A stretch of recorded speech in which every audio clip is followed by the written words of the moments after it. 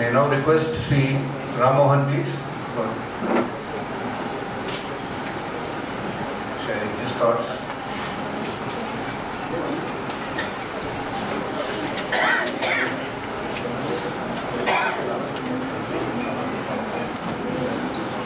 Sri Mohan again is a very distinguished and old devotee of Bhagavan. He was Special Secretary, Government of India, and he has won numerous acclaims. The Prime Minister's IAS Academy Award as a topper, International Award by the World Association of Vedic Studies. Besides being a great devotee of Bhagavan, Ramana, he is well read in Vedanta, Upanishad, spiritual texts. He has served here when he was in Delhi as the Vice President of the Kendra. He is also on the editorial board of Mountain Path, and he also publishes this Tamil version of Bhagavan's teachings, Ramanodayam, dedicated to Bhagavan's teachings and message. And we welcome you, sir, and over to you. Antaryasya bahirvidodatimiram jyotirmayam saswatam sthanam prapti virajate viramadam ajnana munmulayan pasyan visvamapitamulasatyo vishwasya pare paraha tasmai Sri Ramanaya Lokagurave Sokasya Hantre Namaha. Anbodu Namanke Nambardam Banbarki Anbanaya Namaru Arunachala. My prostrations to all the great devotees whom I consider as the reflection of Bhagavan himself who have assembled here. Starting with what Sri Ganesan ji said there in his talk. There is no point in accumulating knowledge. Muruganathan in a beautiful verse in Ramana Sannidhi Murai says, Tannai ariyadu pira tattuvanga dattalayum sonnanur kodi tohaivoyin yedupayan Yannai arivithu yanayanda vengadanthal vannamalarke varaindudai kuttumbi. This is a poem addressed by the beloved to a honey bee which goes on sucking honey from flower to flower. The lady sings, what is the point? You are collecting honey from so many flowers. It is like a scholar who doesn't know himself but who goes on reading millions and millions of books. Don't do all those things. What you should do, you should go and sing at the feet of the great Ramana who revealed myself to me. Go and sing his glory, because he said don't read any book. When I surrendered to him, he revealed myself to me. This year is a year of great events, as President Anna has mentioned in the morning. It is the 150th anniversary of Swami Vivekananda, the centenary of mathematician Ramanujam, the centenary of Aksharamanammalai, and the golden jubilee of Ramana Kendra. All have got some connectivity within themselves. Swami Vivekananda said, every soul is potentially divine. Know it through Karma Yoga, selfless action, Jnana Yoga, pursuit of spiritual wisdom, Hatha Yoga, psychic control, or Bhakti Yoga, devotion. Bhagavan also says, of course his primary emphasis was on self-inquiry, but in the very first few verses of Upadeshataram, Upadeshondhyar in Tamil, he has directed you go through all the ladders of spiritual evolution if you want to. Jidamadi Pujai, Jabamam Dhyanamum, Udalvak Pudanduri Undi Para, Virvahum, Undil Undru Undi Para. Do puja or Japam, after that Dhyanam, after that abiding the self. Japam, puja is done having all the three agents into action, the mind, body and the word. The body does the puja, physical puja. The mind concentrates on Bhagavan. The mouth chants the Bhagavan's name. That is the lowest step of spiritual evolution. When you evolve from that, the three becomes two. you go into Japam, where only the mind and word are involved, but the body is not involved. The mind thinks of Bhagavan and the word chants Bhagavan's name. So from 3 you become 2. Then when you do Dhyanam, the 2 become 1. There's only mind is involved. Then the body and the word drops off. It is like, then you go into the fourth stage of total contemplation, where the mind itself is not there. Ondril ondru, abide in that one thing. Ondril ondru. That's what Bhagavan says. It is like somebody trying to learn a cycle. When a child wants to learn a cycle, he tries with a tricycle, 3 wheels. Then when it evolves from that stage, becomes more experienced, from 3-wheeled cycle it goes to 2-wheeled cycle, bicycle. Become expert in that. When you become a real expert like a circus player, from 2-wheel you will be able to drive even a 1-wheeled cycle as a circus player does. So from puja, go to Japam, Japam to Dhyanam, Dhyanam to total contemplation, the abiding in oneself. So Bhagavan also said that. So he reflected what Vivekananda said. Then what is the connection between Ramanujam and Bhagavan? Ramanujam is a great mathematician. Entire mathematics consists of 4 operations only, basically addition, subtraction, division, and just so what is addition? When you go to Bhagavan, he adds to your efforts. He makes your efforts more worthwhile. And what is subtraction? He subtracts all your evil qualities, negative things. Then multiplication. What does he multiply? He multiplies all your efforts. One day you do for 10 minutes meditation before Bhagavan in the ashram. Next door you are automatically able to do half an hour. Third day 1 hour. So it multiplies. Then he divides. What is the division which Bhagavan is doing? What is division? Periodically reducing from higher level to lower level to lower level to up to 0 level. So when you pray to Bhagavan, he divides. Your vasanas become and thoughts become many to less to say, let the 0 level of thought. That is division. What is the ultimate division? If something is divided by 0, the total thoughtlessness, the result is infinity. So when you reach a thoughtless state, then you become infinite. That's what Bhagavan talked about. He is a mathematician. Then fourth is the important thing is the golden jubilee of this Ramana Kendra, Delhi.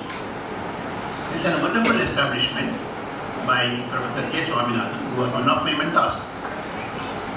When people go to Ganga, all the people will not be able to go to Gangotri or Haridwar. So only few of them who are physically able will be able to go to Gangotri. So a few of the people who go there, they are able to bring the waters of Ganges in small pots, several pots, and distribute to all the people who are known to them. So spiritual wisdom, Bhagavan is like the source of Ganga. Many of the people won't be able to reach that. So people like Professor Swaminathan reached Bhagavan, got the wisdom of Bhagavan in small pots and distributed to all of us. And the distribution center is the Ramana Kendra. He is somebody fantastic. He is the person who was instrumental in several things. People do not know, many may not know, that the most sold book in India is Rajaji's Ramayana in English.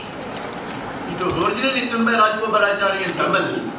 The translation of the Tamil Ramayana into English was done by Professor Swaminathan. Nobody knew that. Everybody thinks English was also done by Rajaji. It was done by, but this person was so humble, he never put his name anywhere. Then Vinobaji stopped the lectures on Gita. That he did into Tamil. Then 192 volumes of Mahatma Gandhi's complete works.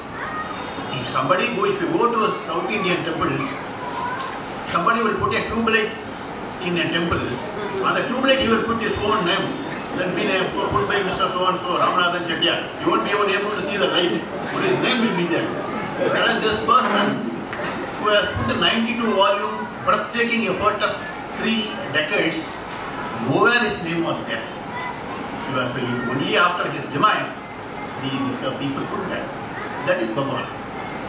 That is Bhagavan's devotion as he quoted. Sri Satyajidi, as he is the source of total humility, and even Indira Gandhi ji quoted that. In the Indian spiritual history, there have been 3 great young boys who were exemplary. One was Kabir. 3 years, he was 7 years old, he never went to school.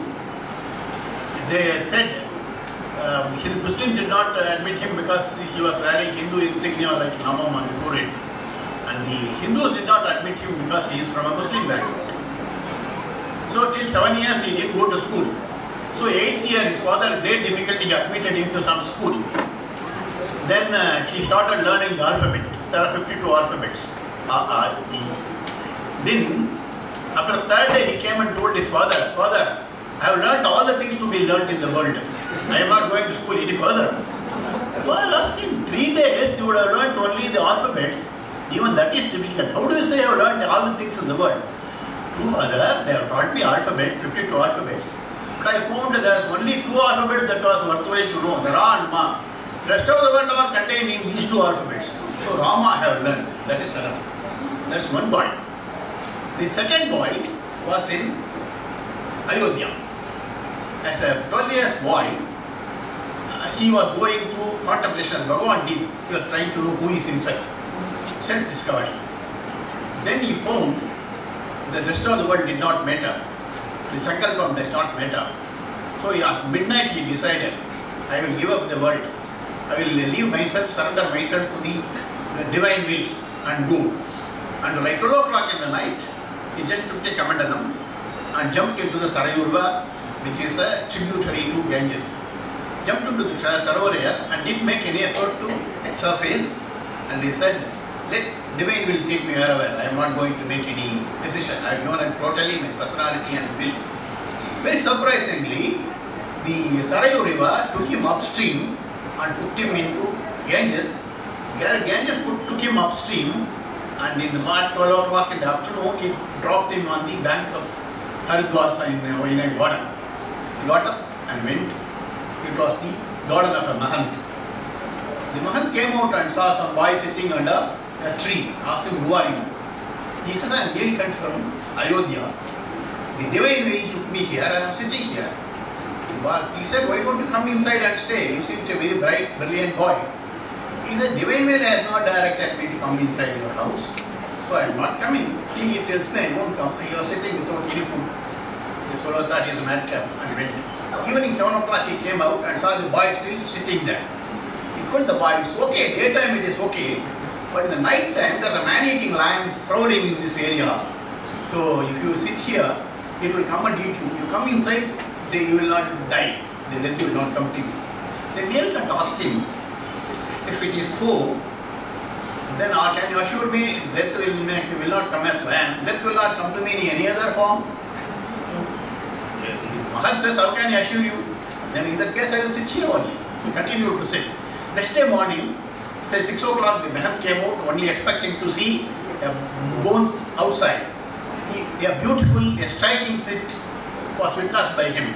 The boy was sitting under the tree in the same posture as Bhagavan used to sit. The lion was sitting in a total sense of supplication before the boy. On seeing the lion, Mahan coming, the lion ran away. Then the Mahan came and understood he must be a very great soul and prayed to him. And then the boy started the movement. He later became the Swaminarayan. Swaminarayan movement king. That is 500. Then the other boy at 16 years old in Madurai, he had a feeling, this awakening within him, it took a matter of seconds. There was not even any group. By self was taught. So he went, the teacher gave him homework to do the grammar 3 times. The boy went and sat. He thought, should I do homework? is working in him was Om. When Om is working, how can you do homework? So the boy gave up the homework and sat. And propelled by his brother, he travelled to Tirunamali and surrendered, gave up himself totally, and total abidance in God. That became the wonderful mission. So Indian history is replete with great souls at very young age who were blessed by and pulled by the divine will and became the teachers of the world. I remember one story which is in Mahabharata, in the later portion, in Shanti Parva, when Yudhishthira was doing an yajna. He was giving a lot of gifts to Brahmins and deserving people. One mongoose enters there. One portion of the body of the mongoose was golden in color. Other portion was really grey color. Then the gifts given by Yudhishthira to the Brahmins, they were also, the grains, everything was spread on the ground. So it goes on rolling over that and getting up disappointedly. Then Yudhishthira asked the mongoose, "Who are you?" He said, "Who are you?" He said, "I am Yudhishthira. I am the greatest boon giver in the world. See, thousands and thousands of people have given boons and gifts. See how satisfied they are. So I am the greatest giver in the world." The mongoose laughed at him. "Do you think so? I don't think you are not worth the title at all." He said, "Why? You don't know how this body became golden in color. Years ago, the hunter with his wife and daughter-in-law, son-in-law was in a hut. It was severely raining. They didn't have any food. The hunter went and got some grain powder, something like atta powder from somebody, which could be dissolved in water, taken by the four of them. When they were about to take, when a very old Brahmin came into the house and said, "I am also suffering for past 10 days for food. So I am not getting any food. Can you give it to me, a portion?" So the hunter said, "I am a strong man." So he gave his portion. So then the Brahmin said, when you take a little bit food, I became more hungry. Can you give something more? And the wife also gave. The Brahmin still insisted. Then the son gave, then the daughter-in-law gave. All the four of them gave that little morsel of food to the Brahmin. The Brahmin was very happy and went away. And after a few hours, because of total starvation, they died. So their bodies were taken in physical form by the gods because they are the greatest givers. I was there hiding in a corner when some portion of the atta fell down on the ground. I rolled over there. So one portion of my body became golden in color. Other portion, then the grain was not enough, so it still remained green. So from that time onwards, I have been traveling all over the world, wherever gifts are given. How to make the other portion of the also golden? So far it has not happened, also here. Very interestingly, a similar story happens in Bhagavan's life. When he was in Skandashram, one yajna is being conducted, homam is being conducted. When Bhagavan was sitting there, suddenly one mongoose comes there. It goes on roaming here and there around the Homa area. After that, it came and sat on Bhagavan's lap with a very happy smile. So Bhagavan smiled at it, and then it ran away. People would walk it from looked at it from a distance, found that its color was not normal grey, a golden mongoose. So the same mongoose which stayed everywhere in the world for seeing the best person who is the giver. So finally they found the refuge in Bhagavan. Bhagavan gave what other people cannot give at all. He gave the greatest gift a person can give. Know thyself. The great mantra. That is what is the best thing that can happen to people. The present world is full of problems. So Bhagavan gave the solution to the problem by a very small question, very small technique. Find out who you are. Who am I? That is the technique which Bhagavan gave. Who is that? Where is that? Who am I and where am I? So If you are able to find out the answer, then what happens? Then he comes and catches you. When you are trying to contemplate, he himself comes and catches you. Then Bhagavan says, Peithanam vida, vida peyai pidithanai peyanakyanai narunachala. I was possessed by a ghost, the ghost of material longing. That has to be given up. Peithanam vida, then you come and catch me as a greater ghost, the ghost of greater power.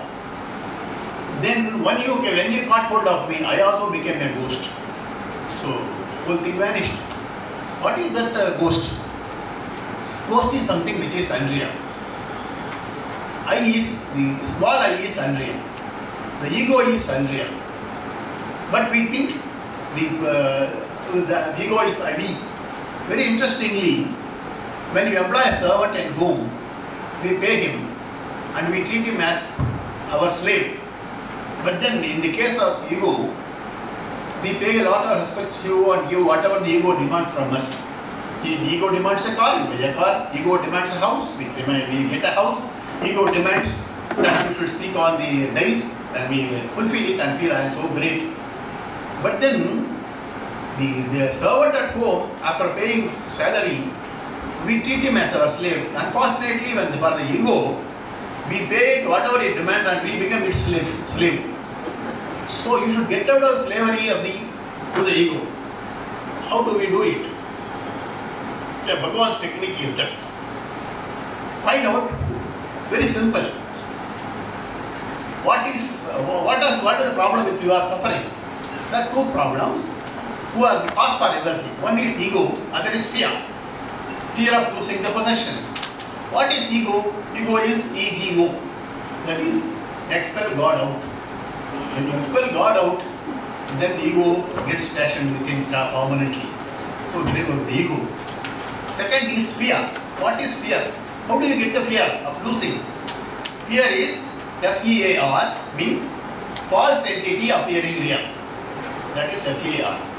So when the false entity of ego is mistaken to be the self, to be the real self, then you get into problem. So drive out ego and fear. How do you do it? By trying to find out who are your true identity. That's what Bhagavan teaches us. Tannai ariyadu para tattvagal attanayum ennai arivithu enayavanda vengadattal, as we said earlier. There is an apocryphal Chinese story.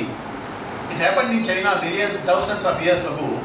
At that time, there were no mirrors. In a village in China, one young man got recently married. So he went to Beijing. At that time, only the mirrors came into the shops. So they were very carefully keeping it in the box, very valuable boxes. So this fellow went and saw it in a shop in Beijing. Yeah, they carefully kept a shop. And he said, he asked shop owner, what is this? This is a wonderful thing. You might have never seen anything like this. So he went and opened the box. He found a very young, handsome person looking here from inside the box touching. So he thought an angel was inside the box. So he bought the box and went home. He said the angel will give him good fortunes. Every day in the morning, he will get up, go and open the box and see the angel's face, and they will be good. So he used to close it, carefully keep it, and went away.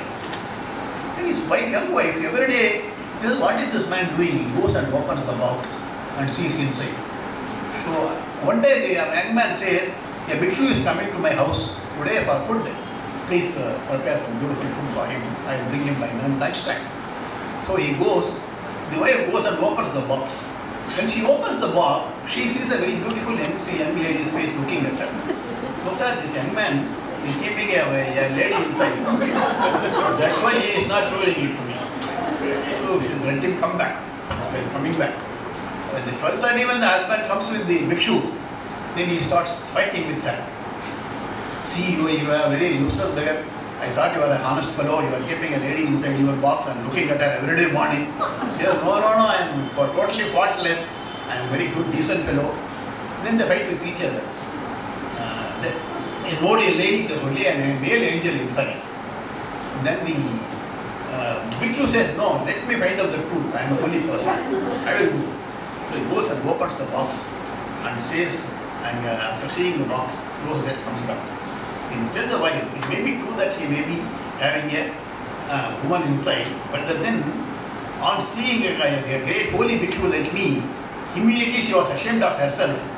She shaved off her head and became very old and went away.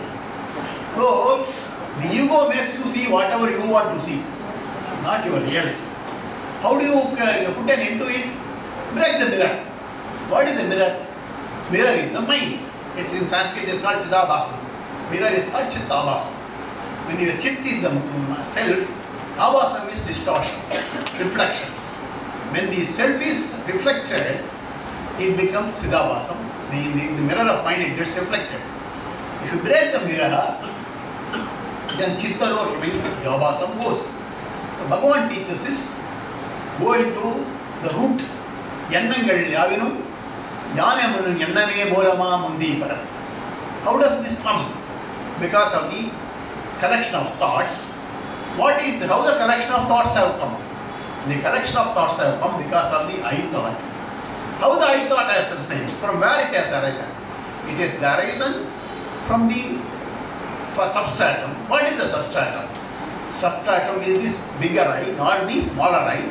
Try to invert your process from million thoughts to single thought, I thought. From there you go into the self, and from the self you find out, then the revelation comes. This is the inversion process of finding out who you are. That's Yannangal Yavinum, Yaninum Yanname Molama Mundipara. Then, Nan Indi Erumidam, Yedi and Nada, Nan Tarais Aindidum Mundipara. If you go on searching from where the I thought has arisen, then the I itself dies away. That is the way to do the Jnana Vicharam, Bhagavan teaches in Upadesha Vidya. There was a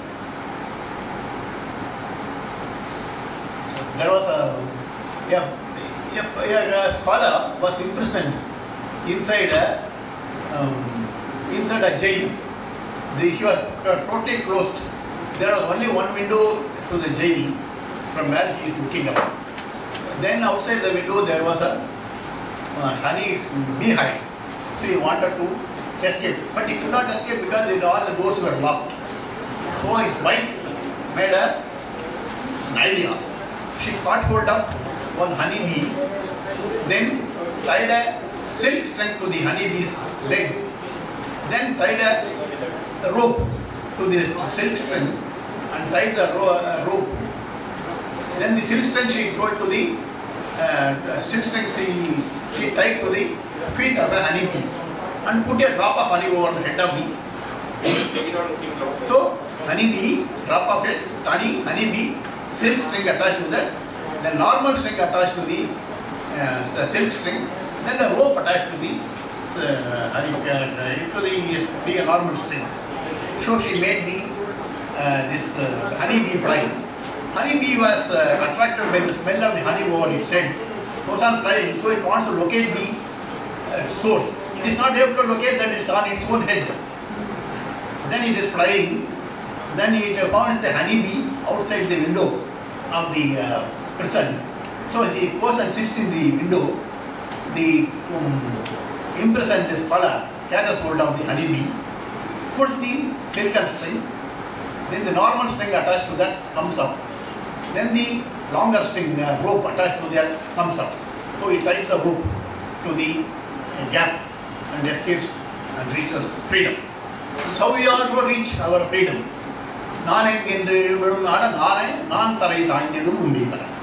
First of all, like the thick rope, there are billions of thoughts are there. Then through that thick rope of hundreds of thoughts, go to the single thoughts of concentration, contemplation, finding out the I thought. That is the thinner rope. From there you go into the silken string of self-inquiry. Who am I? Then the silken string reshoots the source from which it has come. Then you find out who am I. Then you get the total liberation. This is the method taught by Bhagavan. That is, he is the ultimate refuge. In the Gita it is said, Gatir Dharta Prabhu Sakshi Nivasa Saranam Sudhid Praya Prabhavastanam Nidanam Bijam Abhyayam. It is said, and likewise Vedas Swaropanishad also gives a similar thing. Gatir Dharta Prabhu Sakshi Nivasa Saranam Sudhid.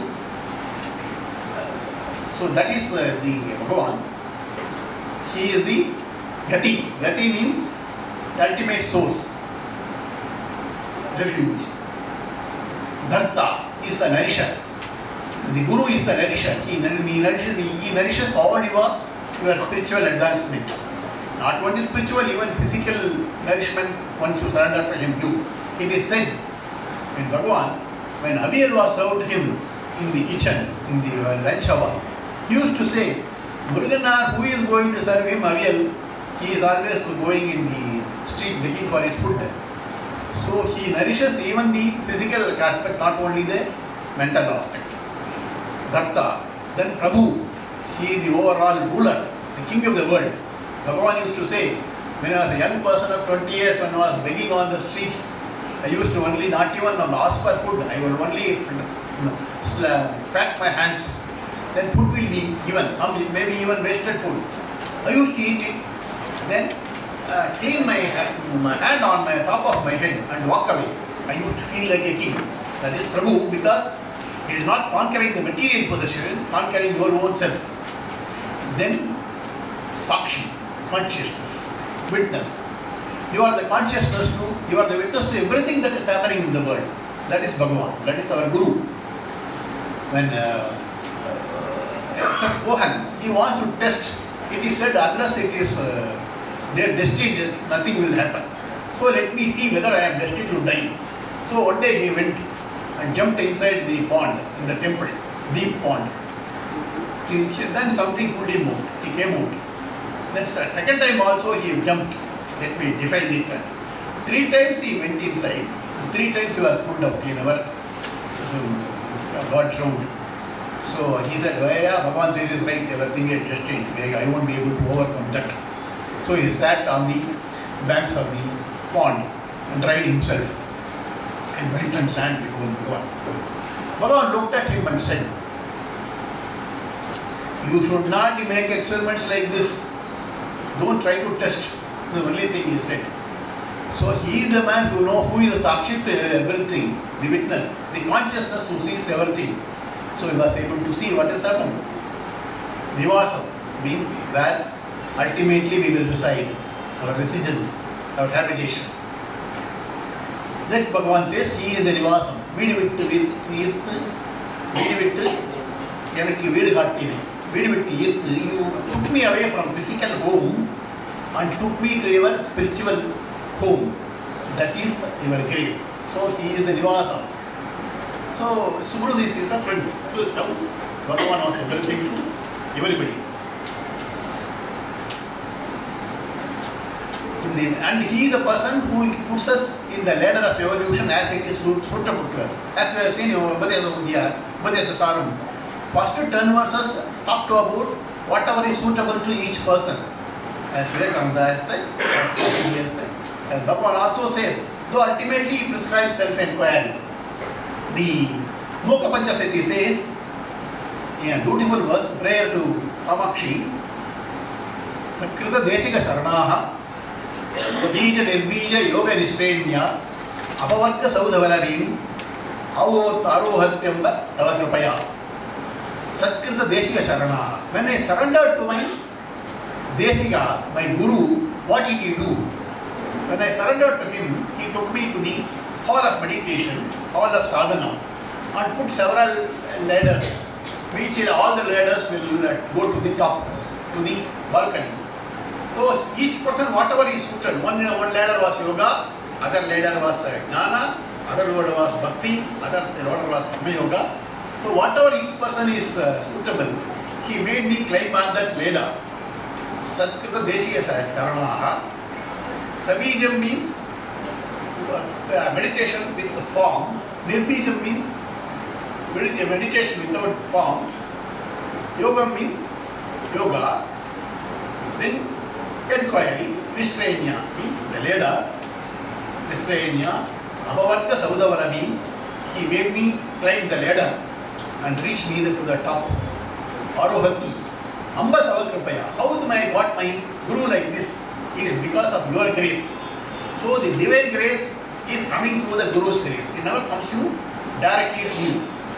There's a beautiful verse in Tirumandiram. Surya Kantam Surpanjum Polava. Surya Kantam Surpanjay Chutuda. Surya Kantam Sudumar Polave, Ariyan Sannidhil, Atra Malangade. The sun is billions and billions of Celsius degrees temperature. If you keep a piece of cotton before the sun, the cotton never gets burnt. But if you direct the rays of the sun through a lens and falls on the cotton immediately gets burnt and burns away. Likewise, there may be divine power everywhere in the world, but you won't be able to get benefited by directly. When it comes to the Guru's grace, then all your vasanas get burnt. Aryan Tanadil Acha Malangale. Aryan means my Guru. Through him, everything gets burnt. So in Bhagavan, if you want to burn away your karma, as Ganesha said in the morning, he quoted from Bhagavan, there's no point in going to temples and pray. Just to surrender to Bhagavan. He is the lens. The gods are like the sun in the sky. They may be extremely powerful. But then for you to get benefited, the grace has to be directed through Bhagavan's grace. Bhagavan. So surrender to Bhagavan. He is the lens through which everything will come. In the Svetas Upanishad it says, Yassa deve para bhakti yata deve tata guru. Yassaite ganita syatta prakasante mahatmana. It means we should show greater devotion to the Guru than to God. This is said by Upanishads. Yassa deve para bhakti tata devo tata guru. Once you do this, yassaite ganita syatta, then only you will be able to understand the full and true meaning of all the teachings. So you treat your Guru as the God, then only the Upadhyasa will get embedded in your mind. So the one word of Guru is enough. He need not have 1,000 words. In the case of Bhagavan, even the words were not enough. His very look was enough. Just by looks, people were initiated. By one word, they were initiated. That was Bhagavan. Like, how to, if you ascend to the spiritual elevations, what do? Just have one word of Bhagavan. Find out who you are. You have seen the cracker called a rocket during Deepavali times. There is no wick. You put a small, with agarbatti or some one small spark at the wick of the rocket, it gets lighted up. It goes up. And thousands of sparks appear in the sky. Likewise, one word of Bhagavan is enough to initiate the spiritual quest in you. Then it explodes into billions and billions of divine experiences. So, find out who you are. That's the only thing which he has said, where you are. Then you will find that even the inquiry is not there. Kandavan Yavanana Karutinil Nada, Kandavan Indida, Mindra the Kande. And Bhagavan himself says in the Arunachala Panchakam, find out who is the person who is saying all these things. In Karutinil Nada, find out with your mind, then there is nobody who is even the seer. So at that time, everything comes by itself. As the Kathopanishad says, Yama itself teaches to Nachiketas, what you do is you do home, you clean your mind, be prepared for the descent. That's what Nishkamya Karma, if you do the Nishkamya Karma, Bhagavan says it will clean your mind. You be there. Then the divine grace descends. It says in the Kathopanishad, Atma Gurunate Tanugam Swam. By his own effort, he will come and reveal himself to you. Because he is not ordinary person. He is Giri Uruvagya Krabai Kadal.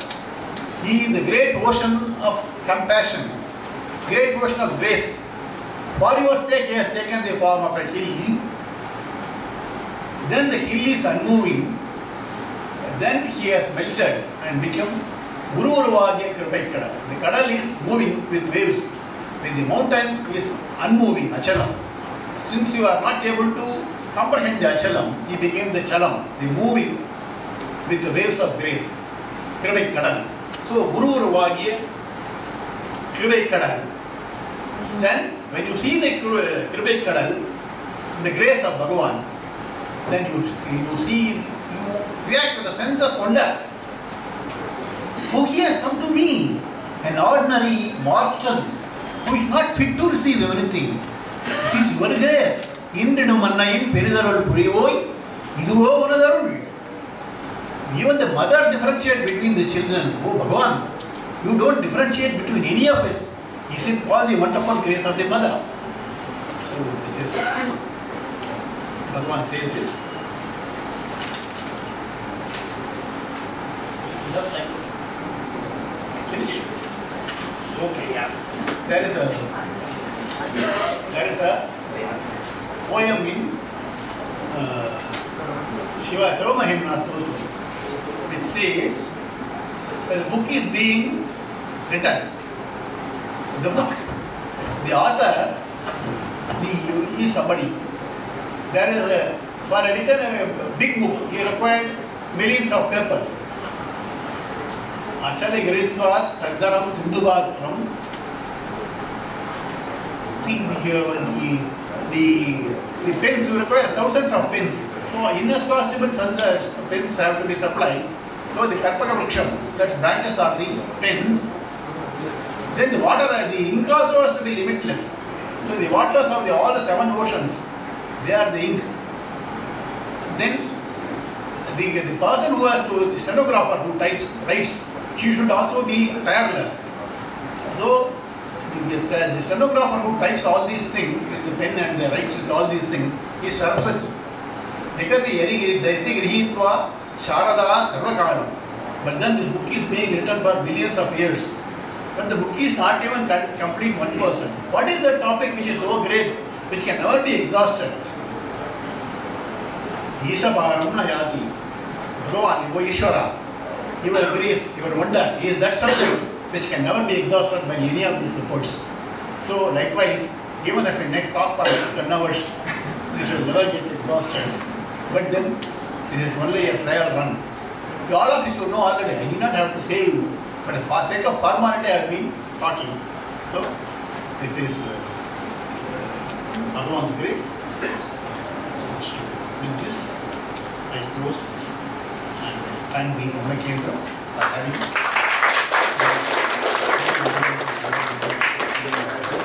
Thank you very much, Dr. Mohan, for a most vivid and enlightening talk, giving a lot of examples. May I request